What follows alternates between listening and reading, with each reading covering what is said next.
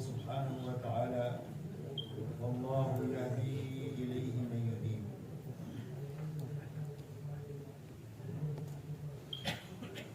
میرے محترم بزرگوں دوستو، پہلی درخواست آپ حضرات سے یہ ہے کہ ہر ساتھی پوری بات سننے کی نیت کرے، شروع سے لے کر آخر تک مجلس میں رہ کر پوری بات کو سنیں گے اور پوری بات کو سمجھیں گے۔ اس لیے کہ ادھورا سنیں گے تو ادھورا کریں گے، اور ادھورا کریں گے تو اس پر کبھی بھی کام کا پورا نفع نہیں ملے گا۔ اس لیے پورا کرنے کے لیے ضروری یہ ہے کہ پورا سنا جائے، پورا سمجھا جائے۔ اسی کے ساتھ میں پوری بات کو دھیان اور توجہ کے ساتھ سننا، جسم بھی یہاں ہے اور دل دماغ بھی یہاں ہے، تاکہ بات کانوں کے راستے سے دل تک پہنچ جائے۔ جو بات دل تک پہنچ جائے گی وہ زندگی کے رخ کو صحیح کر دے گی۔ اسی کے ساتھ میں تیسری بات یہ ہے کہ عمل کی نیت سے بات کو سنا جائے، کہ جو بات کہی جائے گی اس پر عمل کریں گے، اس لیے کہ اللہ کی طرف سے دو قاعدے کلیہ ہیں۔ ایک قاعدہ کلیہ ہے وَلَيْسَ الْإِنسَانِ إِلَّا مَا سَعَى، ہمیں ہر آدمی کو اس کی کوشش اور محنت کا صلہ ملے گا۔ اور دوسری بات فرمائی وَإِنَّمَا لِكُلِّ امْرِئٍ مَا نَوَىٰ، ہمیں ہر آدمی کو وہ چیز ملے گی جس کی اس نے نیت کیا۔ اگر عمل کی نیت سے بات سنیں گے تو اللہ عمل کرا دیں گے، جی چاہے یا نہ چاہے، ماحول سازگار ہو ناسازگار ہو، ماحول مناسب ہو نامناسب ہو، ہر حال میں اللہ عمل کی توفیق دیں گے، عمل کی نیت کی برکت سے۔ اسی کے ساتھ جب بات عمل کی نیت سے سنیں گے تو بات ضائع نہیں ہوگی، بلکہ بات محفوظ ہو جائے گی دل دماغ میں، اور عمل کے وقت میں یاد آئے گی کہ فلانی مجلس میں ہم نے یہ بات اس طریقے سے سنی ہے، ہم کو اس طریقے سے کرنا ہے۔ یہ عمل کے نیت سے سننے کا نفع ہے۔ اسی کے ساتھ اچھی طرح سنتے ہوئے، سمجھتے ہوئے، اچھی طرح کرتے ہوئے پورے عالم میں اور ساری انسانیت تک پہنچانے کی نیت سے بات کو سننا ہے، اس لیے کہ ہماری محنت کا میدان پورا عالم ہے اور ساری انسانیت ہے اور قیامت تک کا زمانہ ہے۔ اب پورے عالم میں اور ساری انسانیت تک بات کیسے پہنچائیں؟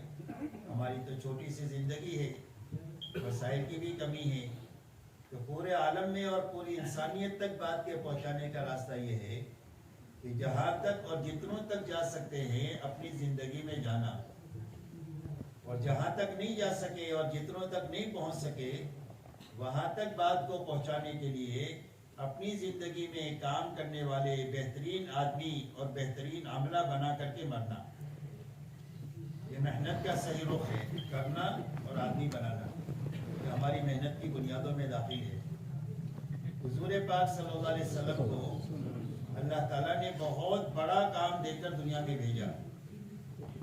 آپ کی محنت کا میدان پورا عالم تھا، ساری انسانیت تھی اور قیامت تک کا زمانہ تھا، کہ آپ کو اتنا بڑا کام کر کے ہمارے پاس آنا ہے، اور اتنے بڑے کام پر قابو پانے کے لیے آپ کو صرف 23 سال کا زمانہ دیا گیا محنت کا، کہ 23 سال میں اتنا بڑا کام آپ کو کرنا ہے۔ تو آپ نے اتنے بڑے کام پر قابو پانے کے لیے محنت کا کیا رخ اپنایا؟ آپ نے اپنی ذات سے بنفس نفیس محنت میں اپنے آپ کو پوری طرح تھکاتے ہوئے آپ نے پورے حجاز میں کام کیا۔ آپ نے پوری زندگی میں آپ کا لمبے میں لمبا سفر نبوت کے بعد کا یہ تبوک تک کا ہے، اس سے لمبا سفر آپ کا نہیں ہے۔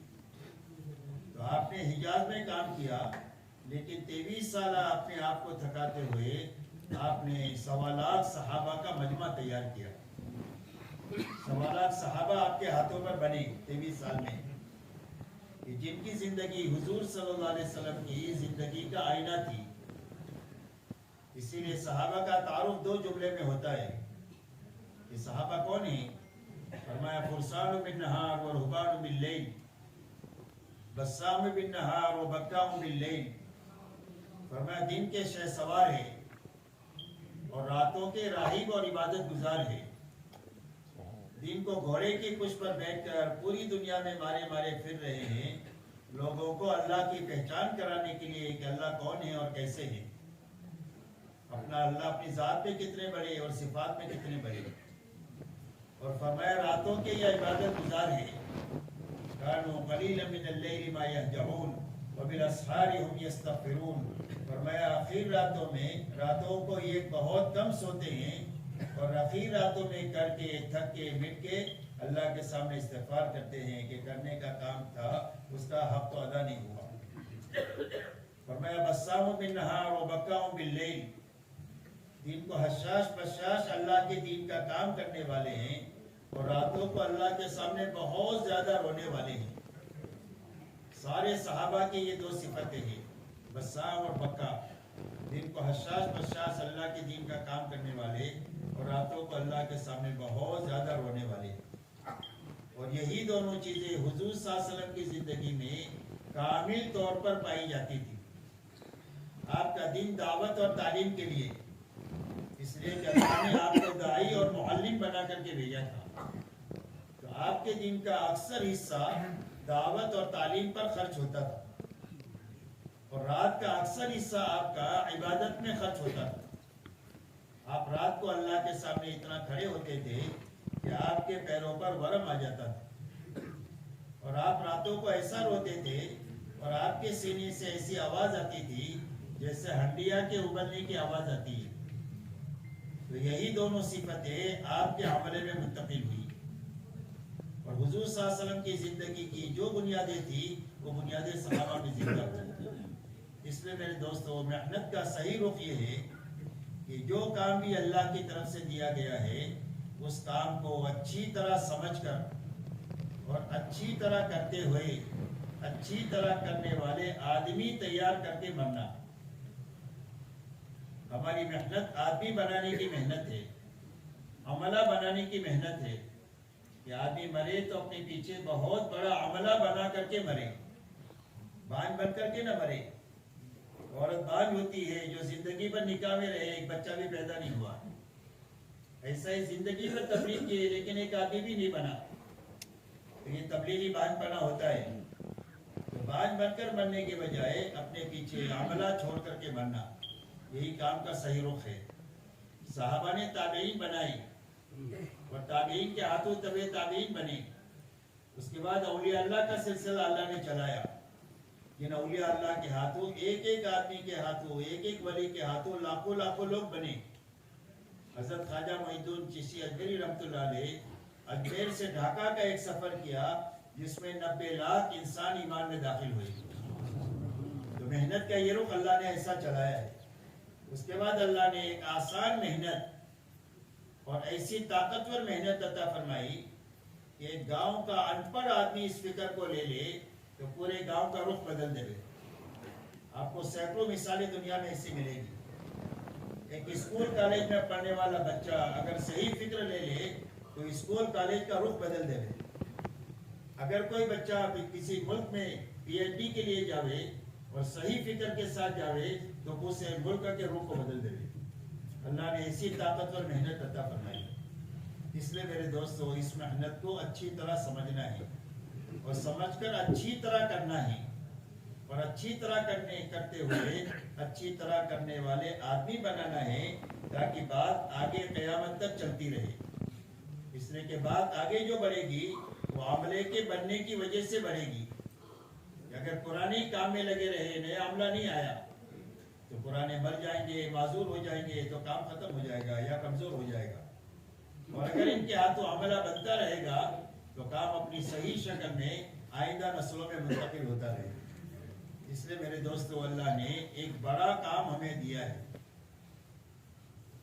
تو اس کام کو کیسے کرنا اور کتنا کرنا جو ہمیں اللہ کی مدد تک پہنچا دے۔ اس لیے کہ یہ محنت اللہ کی مدد تک پہنچنے کی محنت ہے۔ اس لیے کہ ہمارے جتنے مسائل ہیں چھوٹے بڑے، اس کے حل ہونے کا ایک ہی راستہ ہے اور وہ اللہ کی مدد ہے۔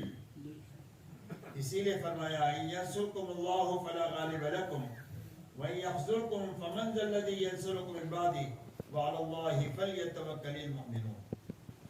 اللہ جل شانہ فرماتے ہیں کہ اللہ تعالیٰ اگر تمہاری مدد کرے تو دنیا کی کوئی بھی طاقت تمہارے پر غالب نہیں آ سکتی ہے اور تمہارے پر قابو نہیں پا سکتی ہے، اور اگر اللہ اپنی مدد کا ہاتھ کھینچ لے تو کون ہے جو تمہاری مدد کر سکتا ہے؟ اور ایمان والوں کو اللہ ہی پر اعتماد اور بھروسہ کرنا چاہیے۔ اب اللہ کی مدد کا کیا ضابطہ ہے؟ فرمایا اللہ کی مدد کے ساتھ ہونے کا ضابطہ اللہ کے دین کی مدد ہے۔ اسی لیے فرمایا وَلَيَنْصُرَنَّ اللَّهُ مَنْ يَنْصُرُهُ، فرمایا اللہ تعالیٰ ضرور بھی ضرور تاکید کے ساتھ فرماتے ہیں اس کی مدد کریں گے جو اللہ کی دین کی مدد کرے۔ تو دعوت اور تبلیغ کی محنت جو ہے یہ اللہ کے دین کی مدد کی محنت ہے۔ تو اس محنت کو کیسے کریں اور کتنا کرے جو ہمیں اللہ کی مدد تک پہنچا دے۔ ایک تو محنت کا طریقہ صحیح ہونا چاہیے اور ایک محنت پوری ہونی چاہیے، اس لیے کہ محنت کی ترتیب صحیح نہیں ہوگی تو محنت ہی نہیں بنے گی۔ جب محنت نہیں بنے گی تو وہ آدمی کو بھی نہیں بنائیں گی اور عالم کو بھی نہیں بنائیں گی۔ حالانکہ یہ محنت سب سے پہلے محنت کرنے والے کو بنانے کے لیے ہے۔ دعوت اور تبلیغ کی محنت عالم بعد میں بنے گا، پہلے اس محنت کے ذریعے سے محنت کرنے والا بنے۔ جب محنت کرنے والا عملہ ایک بنے گا تو اس کے ہاتھوں اللہ دنیا میں بناؤ لائیں گے۔ حضور صلی اللہ علیہ وسلم کی محنت کے نتیجے میں صحابہ کی ایک جماعت بنی جس جماعت کے ہاتھوں پوری دنیا میں بناؤ کے آنے کی راہ ہموار ہو گئی اور پوری انسانیت کا سویا ہوا نصیب جاگ گیا اور کروڑوں انسان غلط زندگی چھوڑ کر صحیح زندگی کی طرف آئے جب صحابہ کا ایک مجمع بن گیا۔ اس لیے کہ دنیا کو جب کبھی بھی اسلام کی ضرورت پیش آئے گی اور جب کبھی بھی ہم دنیا کو اسلام کی دعوت کی ضرورت محسوس کریں گے اس وقت میں ہم تقریر اور تحریر سے ان کو نہیں سمجھا سکیں گے، ان کو آپ مجمع ہی سے سمجھا سکیں گے۔ دنیا آپ سے مجھ سے یہ پوچھے گی کہ آج کے زمانے میں بھی اسلام قابل عمل ہے، ایسا کوئی نمونہ تم ہمیں بتاؤ کہ تمہارے پاس میں کوئی ملک ایسا ہو، تمہارے پاس کوئی صوبہ ایسا ہو، تمہارے پاس کوئی گاؤں ایسا ہو، تمہارے پاس کوئی مجمع ایسا ہو کہ جس مجمع میں آ کر کے اس ماحول میں آ کر کے ہم اسلام کو سمجھ سکے، اس کا مطالبہ کریں۔ اسی لیے حضور صلی اللہ علیہ وسلم کی محنت کے نتیجے میں دو چیزیں وجود میں آئی، ایک تو مجمع بنا اور ایک ماحول بنا۔ مجمع ایسا بنا کہ جن کے بارے میں حضور صلی اللہ علیہ وسلم یہ فرماتے ہیں اصحابی کالنجوم بأیہم اقتدیتم اہتدیتم، میرے سارے صحابہ ستاروں کے مانند ہے، جن کے پیچھے بھی تم چلو گے وہ تم کو اللہ تک اور جنت تک پہنچا دے۔ ایک اللہ والے کے خواب میں ایک صحابی نے آ کر کے یہ کہا کہ اے فلانے، اگر ہم نے کا ایک آدمی بھی زندہ ہوتا تو اللہ کا دین ایسا نہیں مٹتا جیسا آج اس وقت میں مٹ رہا ہے۔ یعنی اگر ایک صحابی ہو تو پوری امت کو سنبھال لے، اسلام کو اور انسانیت کو سنبھال لے۔ اس مقام کے آدمی حضور صلی اللہ علیہ وسلم کے ہاتھوں صحابہ بنے۔ اسی کے ساتھ آپ کی محنت کے نتیجے میں دوسرا چیز جو وجود میں آئی وہ ماحول وجود میں آیا۔ کہاں تو بیت اللہ میں 360 بت رکھے ہوئے تھے، تو آپ اندازہ لگاؤ پوری دنیا کا کیا حال ہوگا۔ تو بگاڑ آخری درجے کا اور جہالت آخری درجے کی، ایسے زمانے میں حضور صلی اللہ علیہ وسلم کی بعثت ہوئی، لیکن آپ کی 23 سالہ محنت کے نتیجے میں پورے حجاز کا اور خصوصیت کے ساتھ مدینہ منورہ کا ایسا پاکیزہ ماحول بن گیا کہ جس ماحول میں کوئی بھی بے ایمان آ جائے تو 3 دن سے زیادہ بے ایمانی پر باقی نہیں رہ سکتا۔ اور اگر کوئی مجمع دین سیکھنے کے لیے مدینہ میں آتا تھا تو 2 ہفتے میں دین کی سمجھ حاصل کر کے وہ مجمع واپس چلا جاتا، اس لیے کہ پورے مدینہ میں 100% ایمان والوں کے دلوں میں اللہ رسول کی محبت سب سے زیادہ تھی۔ آپ کو تلاش کرنے سے کوئی آدمی بے نمازی نہیں ملے گا۔ منافق کی ہمت نہیں ہوتی تھی کہ جماعت کی نماز کو چھوڑے۔ مسلمان کا تو تصور ہی نہیں ہو سکتا ہے کہ نماز نہ پڑھے۔ ہر آدمی اپنے دین سے باخبر تھا، جاننے والا تھا، اور ہر آدمی اپنے دین پر عمل کرنے والا تھا۔ یہ مدینہ منورہ کے ماحول کی بات کر رہا ہوں میں۔ اور 100% ایمان والے ایک دوسرے کے حقوق کے ادا کرنے والے تھے، بلکہ احسان کرنے والے تھے، اور احسان کے آگے احسان کرنے والے تھے۔ کہ اپنی ضرورتوں کو قربان کریں گے، اپنے بھائی کی ضرورت کو پوری کریں گے۔ یہ مدینہ منورہ کی معاشرت بنی جو حضور صلی اللہ علیہ وسلم کی محنت کے نتیجے میں 100% ایمان والے آخرت کے اور اللہ کی رضا کے طالب تھے۔ کوئی بھی آپ کو دنیا کا طالب نہیں ملے گا۔ 100% صحابہ کے بارے میں اللہ قرآن پاک میں فرما رہے رکعاً سجدا یبتغون فضلا من اللہ ورضوانا۔ فرمایا صحابہ کی شان کیا ہے؟ فرمایا بہت رکوع کرنے والے اور بہت سجدہ کرنے والے کیا کیا چاہتے ہیں؟ فرمایا صرف اللہ کی رضا چاہتے ہیں اور اللہ کا فضل چاہتے اور کچھ بھی نہیں چاہتے۔ دنیا میں سے پھوٹی کوڑی نہیں چاہتے اور دنیا میں اقتدار بھی نہیں چاہتے، صرف اللہ کو چاہتے ہیں اور اللہ کی رضا کو چاہتے ہیں۔ تو 100% ایمان والے آخرت کے اور اللہ کی رضا کے طالب ہیں۔ 100% ایمان والے اپنے آپ کو دین کا ذمہ دار سمجھتے تھے کہ میں باپ ہوں، بچوں کا ذمہ دار ہوں، میں شوہر ہوں، بیوی کا ذمہ دار ہوں، میں تاجر ہوں، تجارت کی ذمہ داری میرے پر ہے۔ ایسا ہی مسلمان ہوں، اسلام کی ذمہ داری بھی میرے پر ہے۔ دنیا کی ذمہ داریوں کو پورا کرنے کے لیے جتنے مال کی، جتنے وقت کی، جتنی صلاحیت کی ضرورت ہے خوشی خوشی میں لگاتا ہوں، ایسا ہی دین کی ذمہ داری کو پورا کرنے کے لیے بھی جتنے مال کی، جتنے وقت کی، جتنی صلاحیت کی ضرورت ہوگی خوشی خوشی بغیر کسی بوجھ کے لگاؤں گا۔ 100% ایمان والے اس سطح کی محنت کرنے والے تھے۔ یہاں تک ایک انگریز مورخ لکھتا ہے کہ آپ کے زمانے میں اسلام فی گھنٹہ 120 کلومیٹر کی رفتار سے دنیا میں پھیل رہا تھا، اور اس کی بنیاد وہ خود ہی لکھتا ہے کہ اس کی وجہ صرف یہ تھی کہ اس زمانے کے ہر آدمی کا ایک ہی جذبہ تھا کہ ہمارا دین محفوظ رہنا چاہیے، ہمارا دین پھلنا پھولنا چاہیے، اور ہمارا دین دنیا میں ہر کچے پکے مکان میں پہنچنا چاہیے۔ ہر ایک کا ایک ہی جذبہ تھا اور ہر ایک کا ایک ہی آرزو تھی کہ اس کے لیے میں کیا کر سکتا ہوں کروں گا، میں بوڑھا ہو کر کیا کر سکتا ہوں، میں جوان ہو کر کیا کر سکتا ہوں، میں ایک مالدار ہو کر کیا کر سکتا ہوں، میں غریب ہو کر کیا کر سکتا ہوں، اور میں اگر عورت ہوں تو عورت ہو کر کیا کر سکتی ہوں۔ ہر ایک کا ایک ہی جذبہ تھا، جس جذبے کی بنیاد پر اللہ کا کلمہ دنیا میں اس تیزی کے ساتھ میں پھیل رہا۔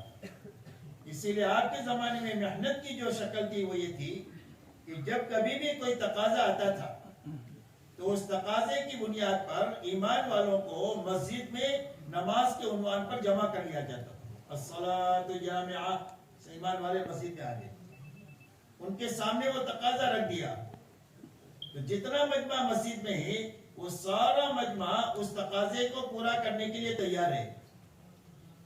لیکن اس مجمع میں کچھ لوگ وہ ہے کہ جن کے پاس سواری بھی ہے، توشہ بھی ہے سفر کے لیے۔ بڑا مجمع وہ ہے کہ جس کے پاس میں سواری بھی نہیں ہے اور توشہ بھی نہیں ہے، اور حضور صلی اللہ علیہ وسلم کے پاس اتنا مال نہیں ہے کہ ان کو سوار بھی کر دے اور ان کو توشہ بھی دے دے سفر کا۔ تو جن کے پاس استعداد تھی وہ تو چلے گئے، اور جن کے پاس استعداد نہیں تھی وہ روتے ہوئے رہ گئے۔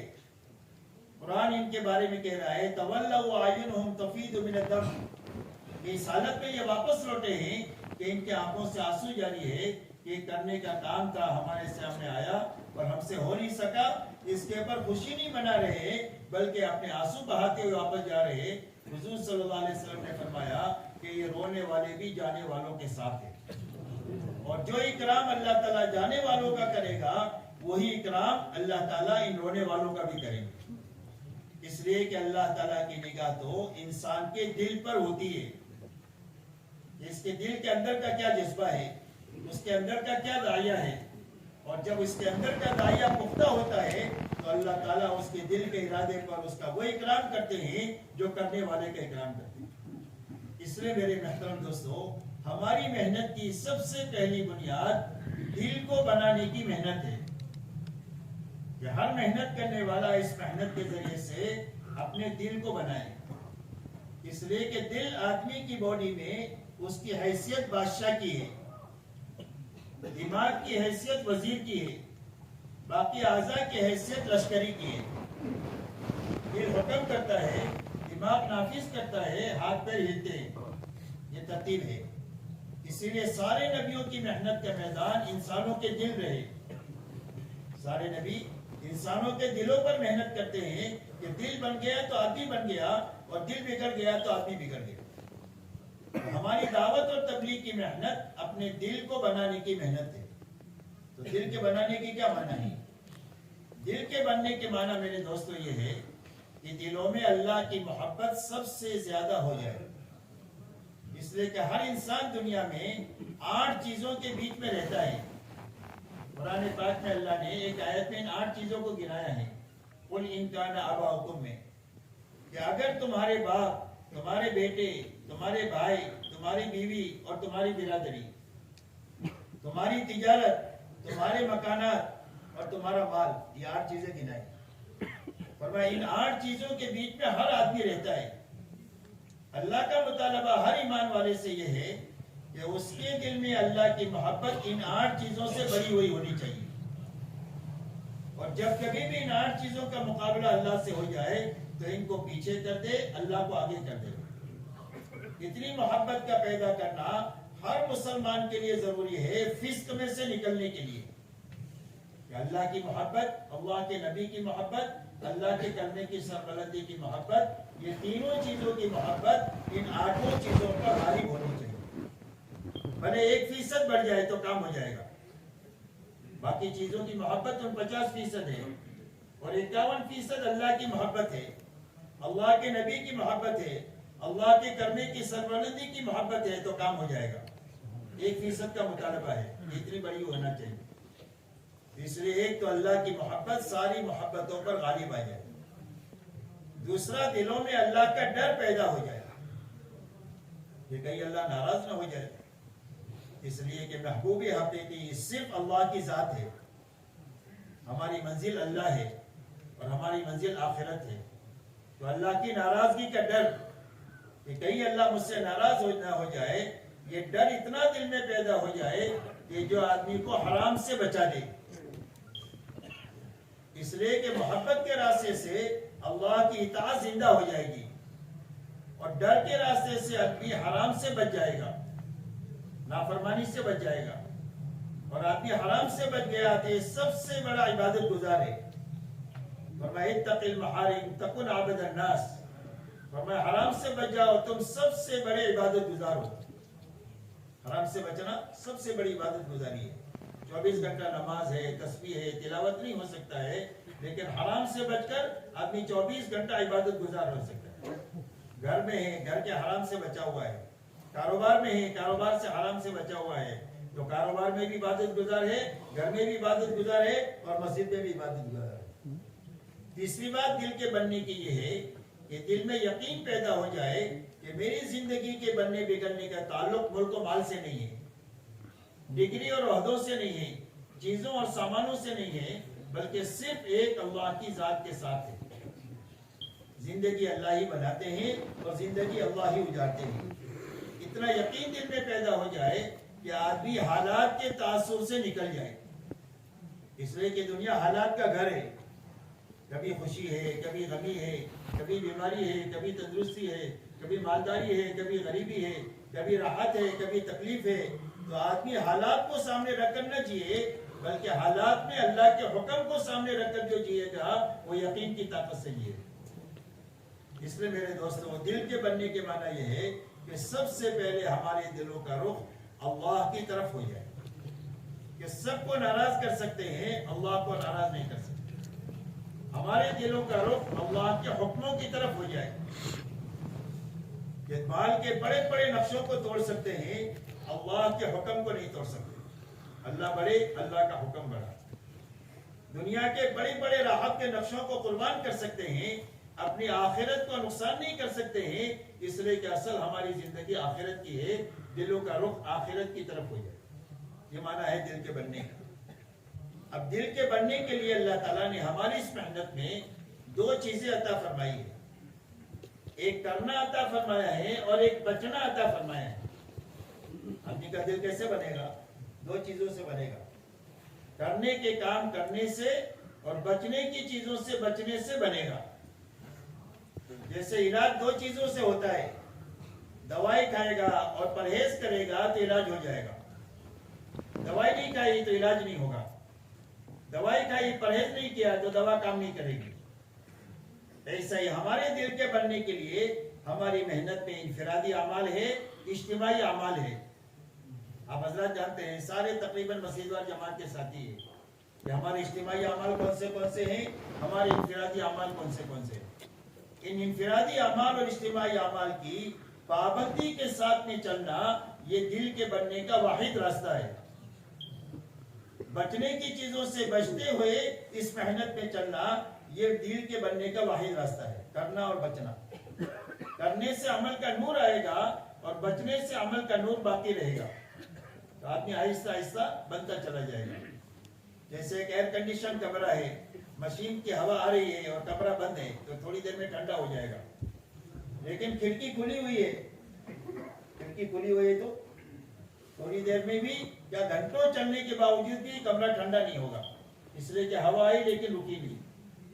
تو ہر عمل کا نور آنا چاہیے، انفرادی عمل کا بھی اور اجتماعی عمل کا بھی. اور اس کی حفاظت کے لیے بچنے کی چیزوں سے پوری طرح بچتے ہوئے اس محنت میں اپنے آپ کو چلانا چاہیے. یہ دل کے بنانے کا واحد راستہ ہے. اب میرے دوستو، ہماری محنت میں دو شکلیں ہیں. ایک شکل باہر پھرنے کی ہے، وہ بھی نقل و حرکت ہے، اور جو مقامی محنت ہے وہ بھی نقل و حرکت ہے. اور نقل و حرکت کی مثال جو ہے وہ برتن کی سی ہے. برتن اگر خالی ہے تو اس کی کیا قیمت ہے؟ بسلری کی بوتل ہے، پانی نہیں ہے تو اس کی کوئی قیمت ہے؟ پانی ہے تو 15 روپیہ ہے، دودھ ہے تو 50 روپیہ ہے، شہد ہے تو 500 روپیہ ہے، چاندی ہے تو 1000 روپیہ ہے، سونا ہے تو لاکھوں روپیہ ہے. برتن کی قیمت اندر کی چیز کی وجہ سے ہوتی ہے. تو ایسا ہی ہماری اس محنت پہ جو نقل و حرکت ہے اس کی مثال برتن کی ہے. اس کے اندر میں روح جو آئے گی اور اس کے اندر میں طاقت جو پیدا ہوگی وہ اعمال نبوت کی وجہ سے پیدا ہوگی. کہ نقل و حرکت ہے اور اعمال نبوت کے ساتھ ہے. اعمال نبوت میں انفرادی اعمال بھی ہے اور اجتماعی اعمال بھی ہے، اور دونوں اعمال اپنی جگہ پر ضروری ہے.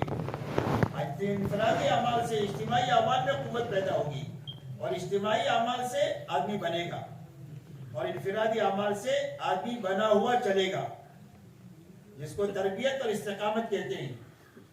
اجتماعی اعمال سے آدمی کی تربیت ہوگی اور انفرادی اعمال کی پابندی سے آدمی کے اندر میں استقامت پیدا ہوگی. اور جو آدمی بنا ہوا اس محنت میں چلتا رہے گا اللہ اس سے قبولیت کے ساتھ کام لیں گے. ورنہ جہاں تک اللہ کے دین کی تائید کا کام ہے، اللہ تعالیٰ کبھی کبھی فاسق اور فاجر سے بھی اپنے دین کی تائید کا کام لے لیتے ہیں. فاسق فاجر کو ملے گا کچھ نہیں. آپ نے کتابوں میں واقعہ پڑھا ہوگا قزمان کا، جس نے میدان احد میں تقریباً 10 کافروں کو اکیلے نے قتل کیا، بے ایمانوں کو. پورے میدان میں واہ واہ ہو گئی، قزمان قزمان قزمان قزمان. حضور صلی اللہ علیہ وسلم کو اطلاع ہوئی تو آپ نے فرمایا کہ وہ تو جہنمی ہے. تھوڑی دیر کے بعد اس کو زخم لگا اور اس سے برداشت نہیں ہوا اور اپنے خنجر گھونپ کر کے یہ حرام موت مر کر کے جہنم میں چلا گیا.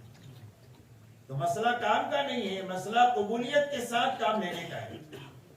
تو اللہ تعالیٰ قبولیت کے ساتھ کام اس سے لیں گے کہ جو اس محنت سے بنے گا اور بنا ہوا چلے گا. اور بننے کے لیے اور بنا ہوا چلنے کے لیے انفرادی اعمال ہے، اجتماعی اعمال ہے، نکلنے کے زمانے میں بھی اور مقام کے اوپر بھی. یہ پہلی بنیاد ہے دل کے بنانے کی. اسی کے ساتھ ہماری اس محنت سے دوسری چیز جو مقصود ہے وہ فکر کو بدلنا ہے. دعوت اور تبلیغ کی محنت سے یہ فکر کو بدلنے کی محنت ہے. اس لیے کہ آدمی کی 24 گھنٹے کی محنت اور پوری زندگی کی محنت اس کی فکر کے تابع ہے.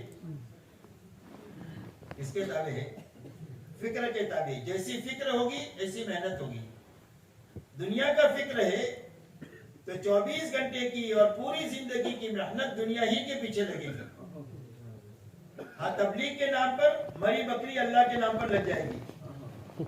فرصت کا وقت ہے، سہولت کا وقت ہے، بالکل فارغ ہے، مال بالکل بچا ہوا ہے، وہ تبلیغ میں لگے گا. باقی تمام تر توانائی اور طاقت دنیا ہی کے پیچھے لگے گی اگر دنیا کا فکر ہے. اس لیے کہ یہ اصول ہے کہ آدمی کی محنت فکر کے تابع ہے. دنیا کا فکر ہوگا تو پوری طاقت دنیا کے پیچھے لگے گی، اور اگر فکر دعوت کا ہوگا تو محنت کا صحیح رخ جو ہے وہ دعوت کی فکر کی وجہ سے محنت کا رخ صحیح ہو جائے گا.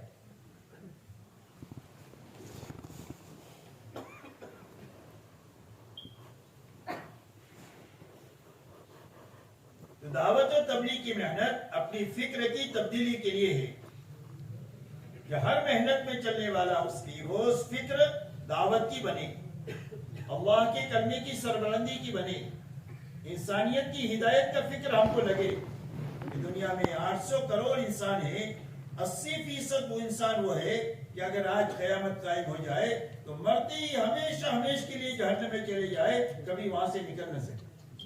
یہ دنیا کا حال ہے. یہ چیز ہم کو بے چین کرتے ہوئے, ہم کو بے قرار کرتے ہوئے, تو ہمارا فکر دعوت کا بنے, اللہ کی کلمے کی سربلندی کا بنے اور انسانیت کی ہدایت کا فکر بنے. یہ فکر بننے کے معنی یہ نہیں ہے کہ ہم گھر کاروبار کو چھوڑ دیں گے, اس لیے کہ کسی چیز کے چھوڑنے کا حکم نہیں ہے.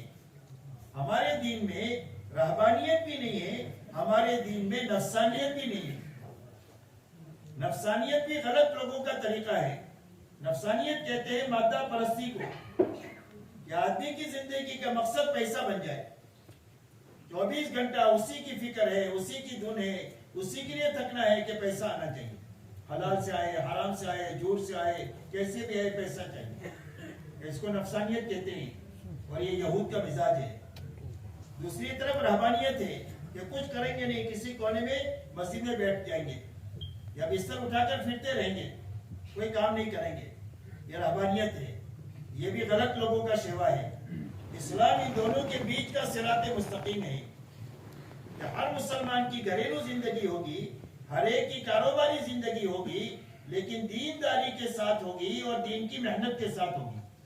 بس اتنا ہی مطالبہ ہے امت سے کہ گھر کاروبار کے ساتھ رہیں گے لیکن دینداری کے ساتھ اور دین کی محنت کے ساتھ میں کریں گے. بس اتنا سا مطالبہ ہے. اس کو اس مثال سے سمجھ سکتے ہیں کہ وہ ایک آدمی کا ٹوپی بنانے کا کارخانہ ہے یا ایک آدمی کی جوتا بنانے کا کارخانہ ہے, تو یہ کہیں بھی جائے گا تو لوگوں کے جوتے دیکھے گا یا ٹوپی دیکھے گا. شادی میں جائے تو ٹوپی دیکھے اور میت میں جائے تو ٹوپی دیکھے. حالانکہ کھاتا بھی ہے, پیتا بھی ہے, بچوں کو پالتا بھی ہے, پڑھاتا بھی ہے, شادی بھی کراتا ہے, سارے کام کر رہا ہے, لیکن فکر کیا ہو گیا؟ ٹوپی کا فکر ہو گیا, جوتے کا. ایسا اس محنت کے ذریعے سے ہمارا فکر دعوت کا بنے, اپنے تمام تر کاموں کو سنت اور شریعت کے مطابق کرتے ہوئے اور دین کی محنت کرتے ہوئے یہ دعوت کا فکر ہمارے پر غالب ہو جائے, جو ہماری محنت کا رخ صحیح کر دے. اس لیے کہ ایک مرتبہ 4 مہینہ لگانا, پھر چلہ لگانا اور 3 دن لگانا, یہ ہماری تبلیغ کی محنت کا الف با تا ہے.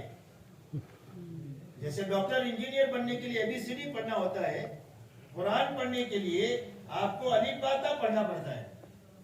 تو ایسا ہی جو محنت سے جو چیز جہاں تک جانا مقصود ہے, اس کے لیے یہ 4 مہینہ چلہ اور 3 دن جو ہے اس کی حیثیت الف با تا کی ہے, اور کام جو ہے وہ بہت آگے ہے. تو کام کون سا ہے؟ مولانا الیاس صاحب رحمۃ اللہ علیہ سے پوچھا گیا کہ آپ اس محنت سے کیا چاہتے ہیں؟ اور میں اس محنت سے یہ چاہتا ہوں کہ امت اس محنت کو کرتے کرتے دین کی اس سطح تک پہنچ جائے جہاں پر حضور صلی اللہ علیہ وسلم امت کو چھوڑ کر گئے تھے. یہ ہماری منزل ہے تبلیغ والوں کی اور تبلیغ کی محنت کی, کہ ہماری منزل صحابہ ہے. ہم کون سی زندگی تک جانا چاہتے ہیں؟ وہ زندگی تک جانا چاہتے ہیں جو زندگی صحابہ جی کر کے گئے ہیں. اس لیے کہ وہ زندگی ایسی زندگی ہے جس زندگی پر اللہ نے دنیا ہی میں اپنی رضا کی مہر لگائی ہوئی ہے. اسی لیے صحابہ کے سامنے ہوتا ہے رضی اللہ عنہ ورضوا عنہ, باقی اور سب کے لیے رحمت اللہ اور دوسرے بہت سارے القاب ہیں. صحابہ کے لیے کیا ہے؟ رضی اللہ عنہ ورضوا عنہ. ورنہ صحابہ کی جماعت وہ ہے کہ جن سے اللہ راضی ہو گیا اور وہ اللہ سے راضی ہو گیا. تو اللہ کی رضا صحابہ کے ساتھ ہے, تو اس لیے ہماری منزل صحابہ کو بنایا ہے. تو اس کے معنی یہ نہیں ہے کہ ہم کام کرتے کرتے صحابی بن جائیں گے. صحابی کوئی نہیں بن سکتا.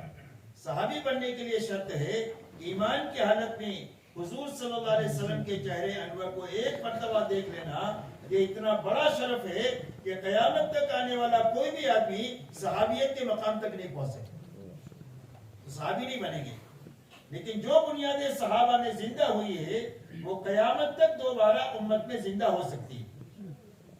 اور اللہ تعالیٰ جب وہ بنیادیں زندہ ہوگی امت کے ایک معتدی مجمع میں، تو اللہ اس مجمع سے وہ کام لیں گے جو کام اللہ نے صحابہ سے لیا۔ اگر یہ مجمع تھوڑا ہوگا تو اللہ اپنے لشکروں کو ان کے ساتھ کر کے ان کو زیادہ کر دیں گے، اور اللہ کے لشکر کتنے ہیں؟ وَمَا يَعْلَمُ جُنُودَ رَبِّكَ إِلَّا هُوَ، اور میں تمہارے رب کے لشکروں کو تمہارے رب کے سوا کوئی نہیں جانتا کہ ان کے کتنے لشکر ہیں۔ اس کی مدد کریں گے تو کن کن راستوں سے کریں گے، اور کسی کی پکڑ کریں گے تو کن کن راستوں سے کریں گے۔ مدد کے لامحدود اسباب ہے، ایسا ہی پکڑ کے بھی لامحدود اسباب ہے۔ اور فرمایا اگر یہ کمزور ہوں گے تو اللہ اپنی قوت تمہارے ساتھ ملا کر کے تم کو قوی بنا دیں گے۔ قرآن نے فرمایا یزدکم قوۃ الی قوتکم، تمہاری قوت کے ساتھ اللہ اپنی قوت ملا کر تم کو قوی بنا دیں گے۔ اور اللہ تعالیٰ تم سے وہ کام لے لیں گے جو کام اللہ نے صحابہ سے لیا۔ پوری دنیا کی تمام تر طاقتیں مل کر کے اس مجمع کا بال بیکار نہیں کر سکتی ہے کہ جن کے اندر میں صحابہ کی بنیادیں زندہ ہو۔ جو صحابہ میں کیا بنیادیں تھی؟ اور صحابہ میں دو بنیادیں تھی۔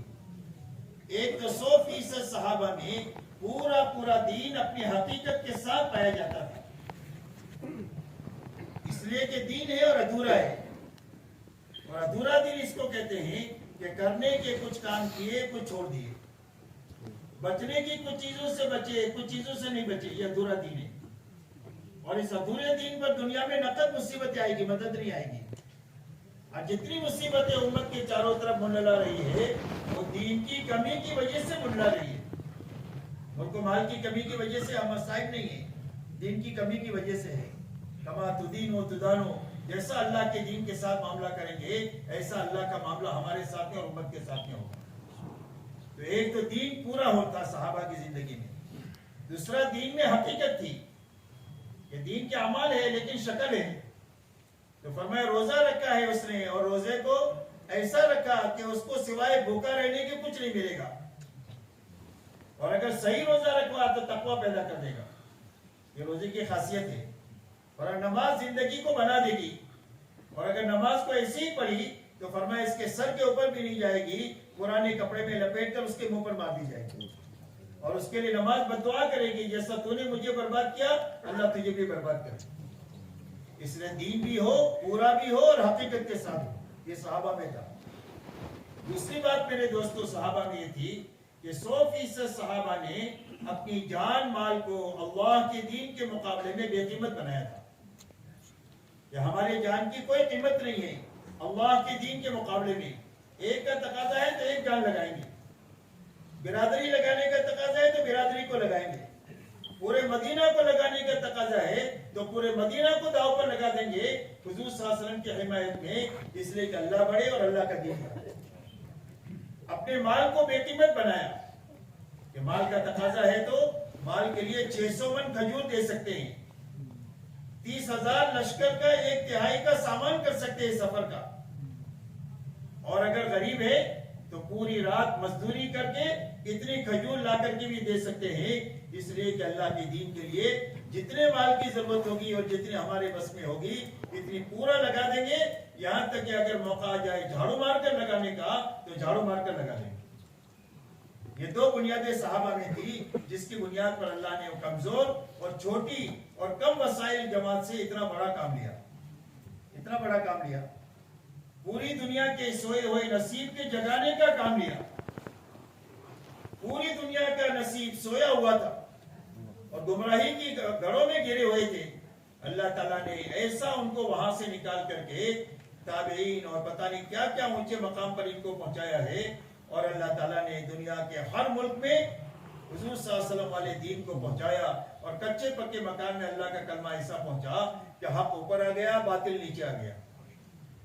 حق والوں کے لیے دنیا میں حق کے ساتھ جینا آسان ہو گیا اور باطل کے لیے منہ چھپانا مشکل ہو گیا۔ ایسے اللہ تعالیٰ نے دنیا میں حالات پیدا کر دی۔ اس لیے میرے دوستو ہماری بنیاد یہ بتائی، اب صحابہ ان بنیاد تک کیسے پہنچے؟ کیوں وہ کیسے پہنچے ان بنیاد پر؟ کہ حضور صلی اللہ علیہ وسلم نے گھر میں کوئی تعویذ لٹکا دیا تھا؟ کہ جس کی وجہ سے ان کی سطح بن گئی، یا پانی پڑھ کر کے ان کو پلا دیا تھا؟ کہ نہیں، حضور صلی اللہ علیہ وسلم نے 100% ایمان والوں کو ایک محنت سے گزارا جس محنت نے ان کو ایسا بنا دیا. آپ نے ان کو ایک محنت سے گزارا ہے، اور اس محنت کی بنیاد یہ ہے کہ 100% ایمان والوں کی سب سے پہلے جان مال دعوت پر اتنی لگائی گئی جتنا دعوت کا تقاضا تھا. یہ قرآنوں کا مجمع ہے، بہت سمجھنے کی باتیں اللہ مجھے اور ہم سب کو سمجھا دے. میرے محترم دوستو، دعوت پر اسی لیے آپ کے زمانے میں جو تشکیل تھی وہ کام کی تشکیل تھی. کتنے کام کے لیے جانا ہے؟ کہ جتنے وقت درکار ہے اتنے جانا ہے. 50 دن کا تقاضا ہے تو وہ پہ تو 50 دن جانا ہے، اور 17 دن کا تقاضا ہے تو 17 دن جانا ہے. پوری جان لگانی ہے تو پوری جان لگانی ہے، اوپر ملیں گے. اور اگر بچ گئے تو کامیابی کے ساتھ واپس لوٹنا ہے. کام کی تشکیل تھی آپ کے زمانے میں. تو آپ نے امت کی جان مال کو دعوت پر اتنی لگائی جتنا دعوت کا تقاضا تھا، کہ سب سے پہلے دعوت پہ جان مال لگے کہ ایمان کو سیکھے بھی، ایمان کو پھیلاوے بھی. یہ دعوت کا کام اس کے لیے ہے کہ خود اپنے ایمان کو سیکھے بھی اور ایمان کو پھیلاوے بھی. دونوں کام ایک ساتھ ہوتے ہیں. جیسے تجارت میں آدمی اپنا نفع جیب میں لے کر جاتا ہے گھر میں، اور لوگوں کو بھی نفع پہنچاتا ہے دن بھر جو گراہک اس سے خریدتے ہیں. وہ ایسا ہی دعوت کا کام ہے کہ خود بھی بنے گا اور اس کے ہاتھوں مجمع بھی بنے گا. تو سب سے پہلے دعوت پہ لگایا. نمبر 2، ایمان والوں کی جان مال کو عبادت پر لگایا. کہ عبادت میں اپنی جان مال اتنی لگائے کہ عبادت میں حقیقت پیدا ہو جائے. نماز پر اتنی جان مال لگے کہ نماز زندگی کو سنوار دے اور نکھار دے. جس طرح نماز میں پابند ہے، نماز کی باہر کی زندگی میں بھی پابندی آ جائے. 24 گھنٹے کی زندگی میں روزے کے ذریعے سے تقوی پیدا ہو جائے، زکات کے ذریعے سے اندر کا بخل ختم ہو جائے، اور حج کے ذریعے سے کامل اطاعت زندگی میں زندہ ہو جائے اللہ رسول کی. تو عبادت پر جان مال اتنی لگے جتنا عبادت کا تقاضا ہے، تاکہ عبادت پہ حقیقت پیدا ہو جائے اور عبادت امت میں زندہ ہو جائے. نمبر 3 لگانے کی جگہ اخلاق ہے. حضور صلی اللہ علیہ وسلم نے امت کی جان مال کو اللہ کی مخلوق پر رحم کرنے پر لگوایا. کہ اللہ کی مخلوق پر، یتیموں پر، بیواؤں پر، مسکینوں پر، محتاجوں پر، مقروضین پر، مسافروں پر، قیدیوں کو آزاد کرانے پر کہا اس پر تمہاری جان مال لگے گی. اس لیے کہ اللہ نے تم کو اپنا خلیفہ بنا کر کے دنیا میں بھیجا ہے، لہذا اللہ والے صفات سے متصف ہو کر کے تمہیں دنیا میں جینا ہے. تو جان مال اخلاق پر لگوائی گئی. یہ 3 بنیادیں ہیں اس امت کے سنبھلنے کی. دعوت ہے، عبادت ہے اور اخلاق ہے. اسی لیے حضور صلی اللہ علیہ وسلم سے پوچھا گیا ای العمل افضل، فرمایا عمل میں سب سے بہترین عمل کیا ہے؟ تو آپ نے فرمایا الصلاۃ، نماز. اور نماز کہہ کر آپ نے پورا دین مراد دیا. آپ کو اللہ نے جوامع الکلم دیا تھا. آپ ایک لفظ بولتے تھے اس میں سمندر ہوتا تھا. تو پورے عبادت کو اور پورے دین کو مراد دیا. فرمایا ثم بر الوالدین، ماں باپ کے ساتھ اچھا سلوک کرنا. اس میں پوری اخلاقی لائن کو بیان فرمایا آپ نے. فرمایا ثم، فرمایا الجہاد فی سبیل اللہ، اللہ کے دین کے لیے اپنے آپ کو مٹانا. یہ 3 بنیادیں بیان کیا، دعوت، عبادت اور اخلاق. یہ 3 بنیادیں بیان کیا. آپ دنیا سے تشریف لے جا رہے، جاتے جاتے فرما رہے الصلاۃ الصلاۃ وما ملکت ایمانکم، کہ نماز کے بارے میں اللہ سے ڈرتے رہیو، اپنے دین کو ضائع نہ کریو، اور اپنے ماتحتوں کے حقوق کو ضائع نہ کریو. وہاں ماں باپ کو بتایا، اور یہاں سب سے کم درجے کے جو ماتحت تھے ان کو بیان کیا. اور فرمایا آخر میں انفذو جیسے اسامہ کی جماعت کو روانہ کرو، اسامہ کی جماعت کو روانہ کرو. یہ کرتے ہوئے آپ اللہ کو پیارے ہو. تو دعوت کو، عبادت کو اور اخلاق کو بیان فرمایا، اور پوری زندگی امت کی جان مال کو ان 3 بنیادوں پر لگوائی، دعوت پر، عبادت پر اور اخلاق پر. چوتھی لگانے کی جگہ ہماری اور ہمارے گھر والوں کی متعلقین کی ضرورتیں ہیں.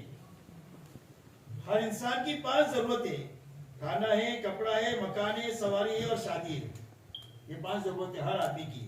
ہماری بھی یہ ضرورتیں ہیں، عورتوں کی بھی یہی ہے اور ہمارے بچوں کی بھی یہی ہے. ان ضرورتوں کے حاصل کرنے میں بھی لگنا اور اس کے پورا کرنے میں بھی لگنا، لیکن بقدر ضرورت لگنا، اسراف سے بچ کر کے لگنا. یہ لگانے کی چوتھی قسم ہے. جان مال لگانے کی.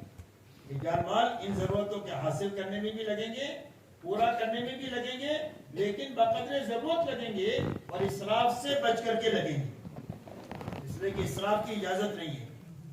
اللہ کی طرف سے جان مال امانت ہے, تو جہاں لگانے کے لیے کہا ہے وہاں لگائیں گے, باقی اسراف کی اجازت نہیں ہے.